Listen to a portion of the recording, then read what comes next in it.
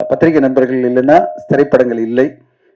ஒரு சில விஷயங்களுக்காக நம்ம வந்து ஒட்டுமொத்த பத்திரிகையாளர்கள் நம்ம குறை சொல்ல முடியாது.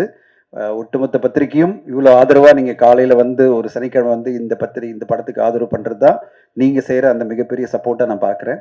இப்போ இந்த வருடம் முடியும் போது 275 திரைப்படங்கள் வெளியாகுது. 275 திரைப்படங்கள்னா ஆல்மோஸ்ட் நம்ம வந்து என்ன சொல்றோம்னா 365 நாள் தான் இருக்கு. 275 திரைப்படங்கள்னா எப்படி ஊடக நண்பர்களே பார்க்க முடியாதுன்னா ஆடியன்ஸ் எப்படி பார்க்க போறாங்க? நேத்து வெள்ளிக்கிழமை வெளியான படங்கள் பேர் நான் படிக்கிறேன். ஆரோமலை, ஆரோமலை, அதர்ஸ், வட்டக்கானல், கிறிஸ்டினா கதிர்வேலன், அனல் மழை, வீர தமிழச்சி, பரிசு, நேயமுறு, பகல் கனவு அப்படின்னு 9 திரைப்படங்கள். இந்த 9 திரைப்படங்கள்ல நான் சொல்லி இதுல வந்து நாயகன் ரீரிலீஸு, வேட்டையாடு விளையாடு ரீரிலீஸு அப்படின்னு ரீரிலீஸ்லாம் விட்டுருவோம். அப்புறம் 11 படம். இப்படி சினிமா வந்து என்னமோ நம்ம ஒரு கலையா பார்க்காம ஒரு வியாபாரமா இஷ்டத்துக்கு படங்களை ரிலீஸ் பண்ணும்போது நல்ல திரைப்படங்களும் காணாமல் போகுது. இது வந்து நான் மீண்டும் மீண்டும் வந்து பல மேடைகள் நான் சொல்லிட்டு இருக்கேன். இந்த மாதிரி தயாரிப்பாளர்கள் வந்து தினத்தந்தியில ஃப்ரீயா விளம்பரம் கொடுக்குறாங்க. ஏதோ ஒரு சின்ன படம் எடுத்துட்டோம், அதை வந்து நானே நடிச்சுட்டேன், அந்த படத்தை எப்படியாவது வெளியில கொண்டு வந்தணும்னு சொல்லிட்டு ஒரு ஆடு கொடுத்துட்டு இப்போ என்ன ஆகுதுன்னா தினத்தந்தி பேப்பரை பார்க்கும்போதே நம்மளுக்கு இந்த படங்களை பார்க்கணுன்ற ஒரு எண்ணமே உருவாகாம பல விளம்பரங்கள் வந்துட்டு இருக்கு. இதுல நல்ல திரைப்படங்களும் காணாம போயிடுது. இந்த பிரச்சனைக்கு என்னன்னா எல்லா ஊர்களையும் வந்து படங்கள் எடுக்க ஆரம்பிச்சிட்டாங்க.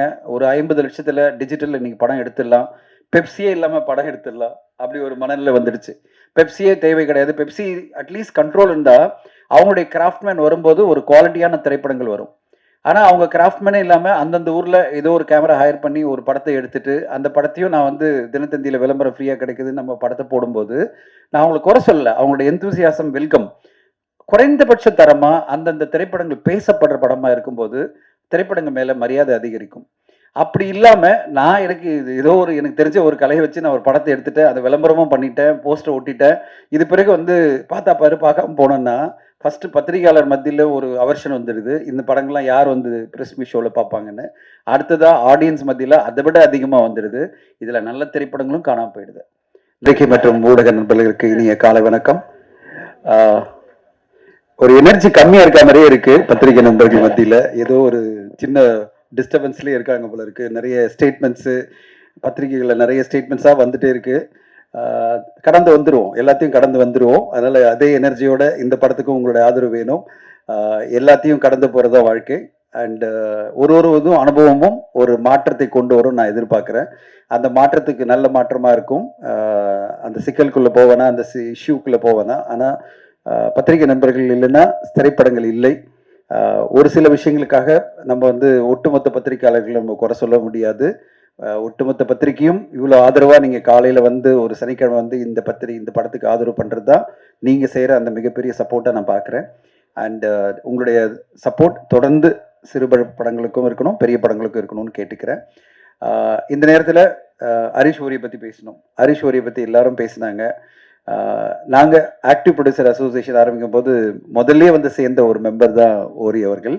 அது பிறகு பார்த்தீங்கன்னா ஒவ்வொரு ஈவெண்ட்லையும் ஃபர்ஸ்ட் அண்ணா வாழ்க்கைனா வரனா இருக்கனா அப்படின்னு சொல்லிட்டு ஒரு எனர்ஜி, அந்த எனர்ஜி பார்க்கும்போதே எனக்கு ரொம்ப சந்தோஷமா இருக்கும். அவருடைய அந்த ஒரு முயற்சி எனர்ஜி.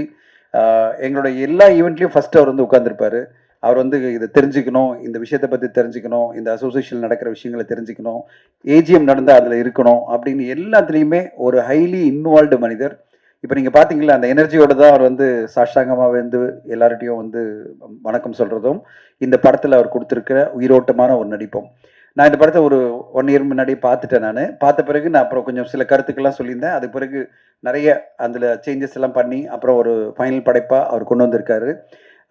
சரண்ராஜ் அவர்களுக்கு வாழ்த்துக்கள். மிகப்பெரிய முயற்சி. ஏன்னா இவ்வளோ பெரிய மலையில போய் உட்கார்ந்து நீங்கள் பண்ணதெல்லாம் பெரிய விஷயம். அண்ட் அபிராமி அவர்கள் பல மொழிகளை சார்ந்த ஒரு லேடி ஹீரோயின், தமிழ் நல்லா பேசுறது. வாழ்த்துக்கள்மா, வாழ்த்துக்கள். அண்ட் பரத், உங்களுடைய பின்னணியை கேட்டப்பே ரொம்ப சந்தோஷமா இருந்தது. இவ்வளோ பெரிய பாரம்பரியத்தோடு வந்திருக்கீங்க நீங்கள். உங்களோட மியூசிக்கும் இந்த படத்துக்கு ரொம்ப உயிரோட்டமாக இருக்கு. படம் பார்த்ததுட்டு சொல்கிறேன், தமிழ் சினிமாவுடைய மிகப்பெரிய சோதனையான காலம் பார்த்தீங்கன்னா இந்த வருஷம். இப்போ உங்களுக்கு நான் சொல்கிறேன், உங்களுக்கு மேகசின்லாம் வந்திருக்குன்னு நினைக்கிறேன். நாங்கள் ஆக்டிவ் ப்ரொடியூசர்ஸில் எவ்ரி மந்த் கொடுக்குறோம். 10 மாதங்களில் 231 திரைப்படங்கள், அதாவது ஆவரேஜாக 23 திரைப்படங்கள். எப்படி சமாளிக்கிறது? இப்போ இந்த வருடம் முடியும் போது 275 திரைப்படங்கள் வெளியாகுது. 275 திரைப்படங்கள்னா, ஆல்மோஸ்ட் நம்ம வந்து என்ன சொல்றோம்னா, 365 நாள் தான் இருக்கு. 275 திரைப்படங்கள்னா, எப்படி ஊடக நண்பர்களே பார்க்க முடியாதுன்னா, ஆடியன்ஸ் எப்படி பார்க்க போறாங்க? நேத்து வெள்ளிக்கிழமை வெளியான படங்கள் பேர் நான் படிக்கிறேன். ஆரோமலை, ஆரோமலை, அதர்ஸ், வட்டக்கானல், கிறிஸ்டினா கதிர்வேலன், அனல் மழை, வீர தமிழச்சி, பரிசு, நேயமுறு, பகல் கனவு அப்படின்னு 9 திரைப்படங்கள்.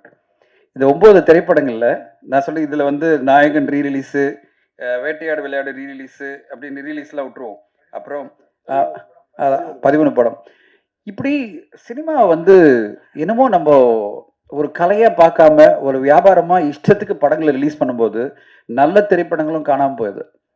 இது வந்து நான் மீண்டும் மீண்டும் வந்து பல மேடைகளை நான் சொல்லிட்டு இருக்கேன். இந்த மாதிரி தயாரிப்பாளர்கள் வந்து தினத்தந்தியில் ஃப்ரீயாக விளம்பரம் கொடுக்குறாங்க. ஏதோ ஒரு சின்ன படம் எடுத்துட்டோம், அதை வந்து நானே நடிச்சுட்டேன், அந்த படத்தை எப்படியாவது வெளியில் கொண்டு வந்தணும்னு சொல்லிட்டு ஒரு ஆடு கொடுத்துட்டு, இப்போ என்ன ஆகுதுன்னா தினத்தந்தி பேப்பரை பார்க்கும்போதே நம்மளுக்கு இந்த படங்களை பார்க்கணுன்ற ஒரு எண்ணமே உருவாகாமல் பல விளம்பரங்கள் வந்துட்டு இருக்கு.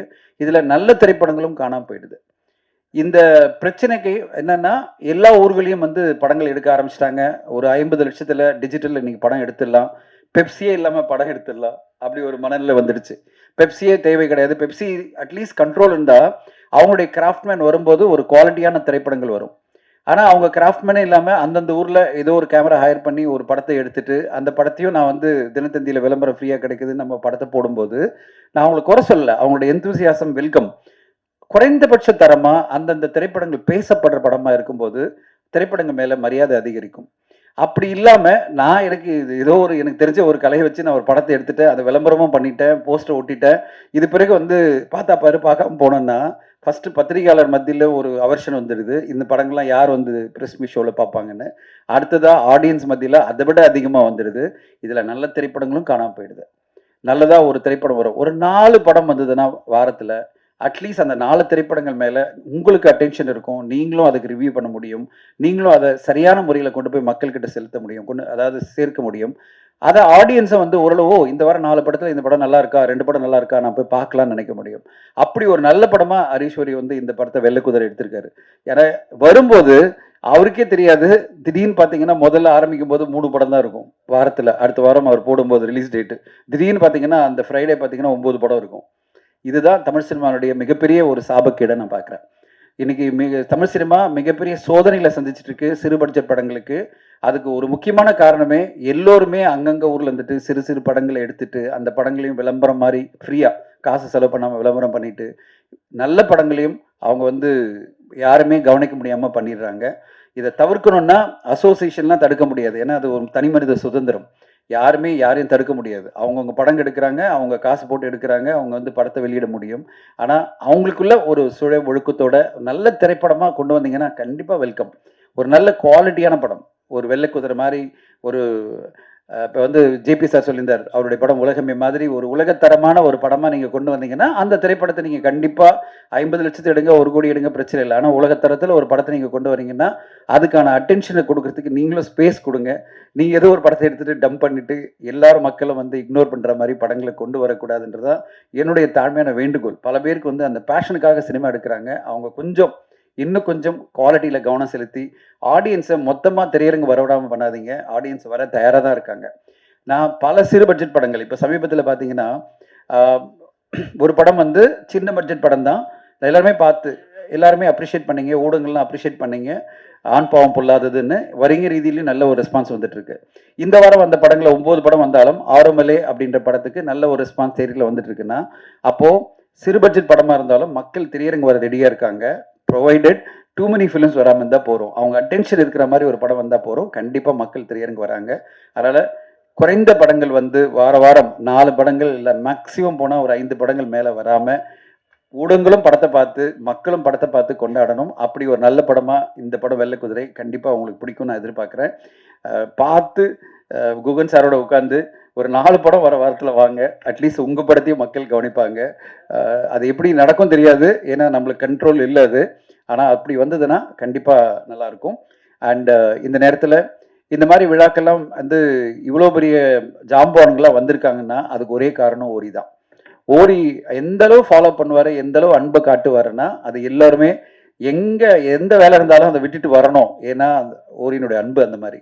அந்த அளவு அன்பா, பண்பா, அந்த ஒரு ரெஸ்பெக்டோட நீங்க வந்தே ஆகணுன்றது வந்து நம்மளை வந்து கம்பல்சரி பண்ணி வர வச்சிருவாரு. அப்படிப்பட்ட ஒரு நல்ல மனிதர். அவருக்காக தான் எல்லாருமே இங்க வந்திருக்கோம். அந்த நல்ல மனிதருக்கு இந்த படம் ஒரு மாபெரும் வெற்றி படமா அமைஞ்சு, அவர் செலவு பண்ணி அவருடைய சொந்த காசுல இவ்வளோ கஷ்டப்பட்டு நடிச்சு இந்த படத்துக்காக ஒரு மிகப்பெரிய உழைப்பு கொடுத்துருக்காரு. நடிகரா மிகப்பெரிய உழைப்பு கொடுத்துருக்காரு. டைரக்டர் என்னென்ன கேட்டாரோ அதெல்லாம் பண்ணியிருக்காரு. அவருடைய அந்த முயற்சிக்கு இந்த படம் பெரிய வெற்றி அடையணும். அந்த நேரத்தில் ஒன்றே ஒன்று தான், அந்த இதெல்லாம் சுண்ட காட்சி எல்லாம் காமிச்சிங்களே, அதெல்லாம் எப்படி காய்ச்சினீங்க? அதை வந்து கொஞ்சம் இங்கே டிஸ்ட்ரிபியூட் பண்ணீங்கன்னா எல்லாருக்கும். அந்த படத்தில் ஒரு ஒரு ஒரு சீன் காமிச்சிருப்பாங்கல்ல, அது என்னமோ என்னது ரசம், அதை அப்படியே டிஸ்ட்ரிபியூட் பண்ணியிருந்தீங்கன்னா நாங்களும் ஏதோ குடிச்சிட்டு. அங்கே இருக்கா? இல்லை அது பார்க்கும்போதே அப்படியே ஏதோ டேஸ்ட்டாக இருக்கும் போல இருக்கு அப்படின்னு நினைக்கிறேன். ஸோ அதே நீங்கள் இந்த டைமில் சார் நான் அந்த படத்தில் காமிச்ச அந்த ரசத்தை பண்ணியிருக்கோம், இங்கே சாப்பிடுங்கன்னு சொல்லியிருந்தா நாங்களும் சாப்பிட்ருப்போம். பட் ரொம்ப அற்புதமான காட்சிகள் அந்த மாதிரி இருக்குது. உயிரோட்டமான காட்சிகள், அற்புதமான ஒரு உழைப்பு எல்லாம் சேர்ந்து தான் வெள்ளை குதிரை படம் வருது. இந்த படம் வெற்றி அடையணும்னு வாழ்த்துறேன். நன்றி, வணக்கம்.